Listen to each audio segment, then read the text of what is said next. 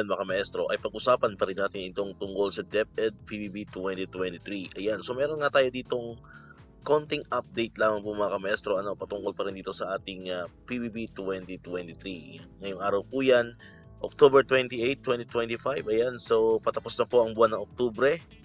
And nasa kalagitnaan na rin po tayo ng ating health break. Ayan, so shout out sa mga nag-health break po dyan. Ayan, although kami ay sa SDO po namin ay meron po kaming division mate. Although, syempre, meron naman pong service credit yun. Kaya okay lang naman. And hindi naman siya buong week. So, wala namang problema po doon. Okay? So, kumusta po? Kumusta po yung mga kamaestro natin dyan na kasalukuyan pong nag-health break? Ayan, so sana po ay ma-maximize nyo yung time para po kayo ay makapagpahinga, makapag-enjoy, makapag-relax para pagdating po ng November 3 ay ready ulit tayo sa panibagong battle for the third and fourth quarter po mga maestro. And marapit na rin naman ang Pasko So after ng ating health break, Christmas break naman po ang papalit. Ayan. So meron nga pong naipost si Sir Benjo Basas sa kanyang official Facebook page.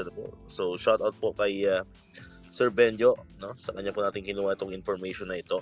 Ayan. So meron po siyang nakausap via chat or text from DBM. So ito po yung nireply po sa kanya patungkol pa rin po dito sa ating PBB 2023 So sabi diyan sa kanya, the DBM is waiting for the submitted Form 1.0 of DepEd regarding the list of eligible employees for fiscal year 2023 PBB. The DepEd may submit the Form 1.0 in tranches. Upon submission of the Form 1.0, the DBM Central Office will check and validate the submitted documents. Once validated, the DBM Central Office will endorse the documents to the DBM regional offices for the processing and issuance of SARO and NCA. Yung Special Allotment Release Order, and yung NCA naman po is yung Notice of Cash Allocation.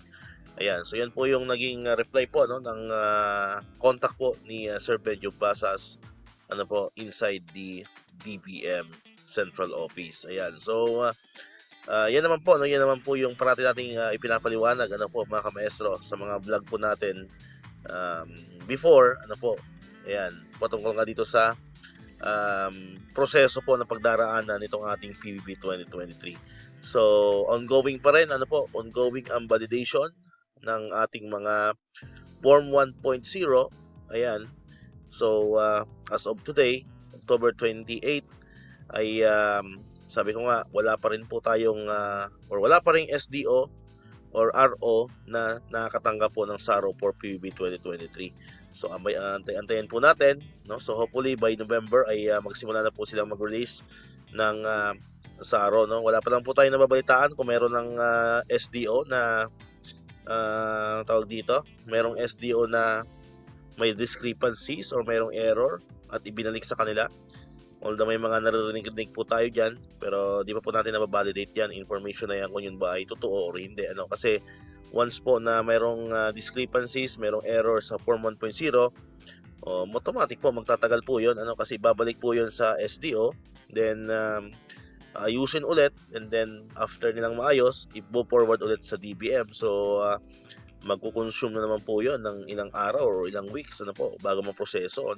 So yun nga, as I always said naman, sana yung mga Form 1.0 po natin ay wala ng problema, wala ng aberya, para pagkatanggap ng DBM Central Office ay dire-diretso na, kasi nga pagka yan naman ay walang problema at lahat po ng information ay tama, yan naman po ay ipo-forward na agad nila sa mga regional offices ng DBM for the releasing na po yan ng SARO at saka ng NCA.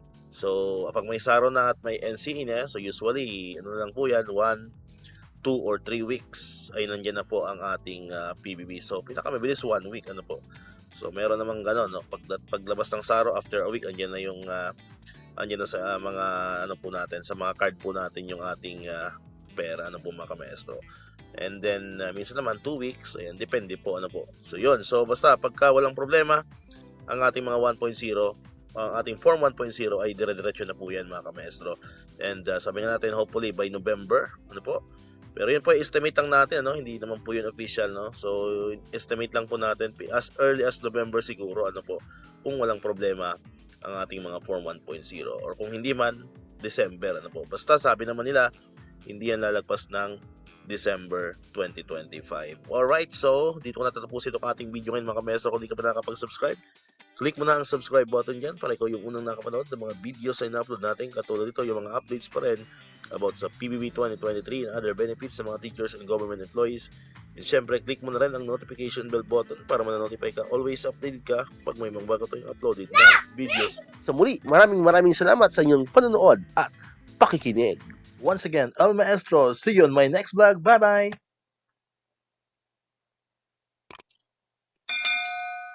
1, 2